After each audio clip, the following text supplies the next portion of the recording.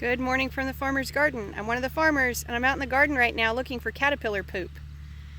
Skeet and I were planting some seeds this morning, and then we finished that job up and we were looking around at some of the flowers and things that grow around us, and we found a tomato hornworm about yay long. Okay, now because monarch butterflies are very plant specific in where they lay their eggs and where the eggs or the caterpillars feed, people tend to think that other caterpillars are the same way. So like a monarch can only feed on milkweed, various milkweeds, as a baby. So people are like, oh, that's how all caterpillars work. So when I say tomato hornworm, a lot of people assume that tomato hornworms will only be on tomatoes, and that's not true. A more accurate name for them would just be hornworm, because a tomato hornworm is a tobacco hornworm, is a 4 o'clock hornworm, is a ground cherry hornworm. It's all the same thing. Now they do tend to prefer, I guess, from what I've noticed, they prefer nightshade plants. So tomatoes, peppers, we don't see them in the potatoes often. Maybe because we usually harvest potatoes earlier in the year before the worms get very big. But they prefer nightshade type plants. So I am going through and individually checking every single tomato plant that we own, and I'm going to show you what I'm doing. Other people have suggested that we do this at night with a black light. Apparently something on the worm is fluorescent under that black light, and you can find them that way. I just like to sleep at night. I'd rather do this during the day and look harder because I prefer to be asleep at night. Let me show you what I'm up to.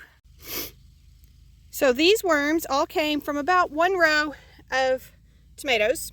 You can see, these are not very big yet, like 1.5 inches at the longest. And normally we think of these as being great big, but obviously they start out very small. This one is even a hornworm. Normally you would look at that and say, oh, it's a cute little inchworm, but you can see it does have a horn on the end. So these are not harmful to people. You can pick them up, you can handle them. I find them disgusting to pick up and handle for the most part, so I don't like to do it, but you can do it. So let me look for some more, and then I'll show you kind of the signs that I'm finding that tell me where the worms are. All right, this is the evidence I'm looking for. Now you can see some of these are pretty tiny, so I'm not finding this evidence. I'm just happening to find those worms. But if you find this on the ground under your tomatoes, or if you have a pot, it'll be in the pot or on the deck around it, wherever your tomato is, that is caterpillar droppings. See if I can get a good look at that for you. So that's what I'm looking for out here today. So here's some under this one.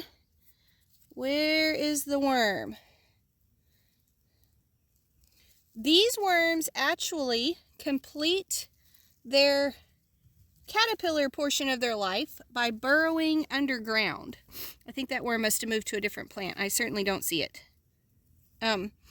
So after they get like twice this big, they will burrow underground and pupate under the ground. And then when they come out, they will be a giant hawk butterfly, or moth, I'm sorry.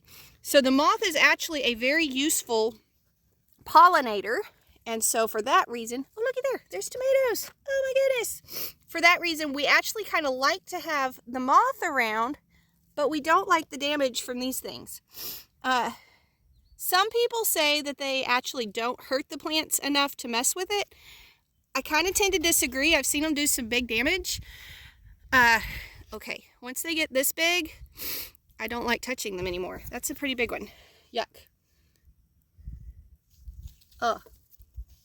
Yuck. So we are actually, I'm going to take these this time and I'm going to toss them onto some of the native plants so that these can hatch and be pollinators. Brandon's giving me dirty looks when I say that. He doesn't like them.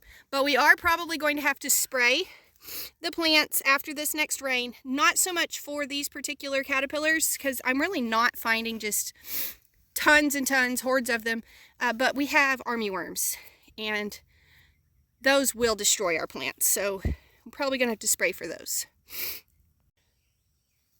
All right, 4 rows of tomatoes. We found 1, 2, 3, 4, 5, 6, 7, 8, 9, 10, 11, 12, 13-ish hornworms.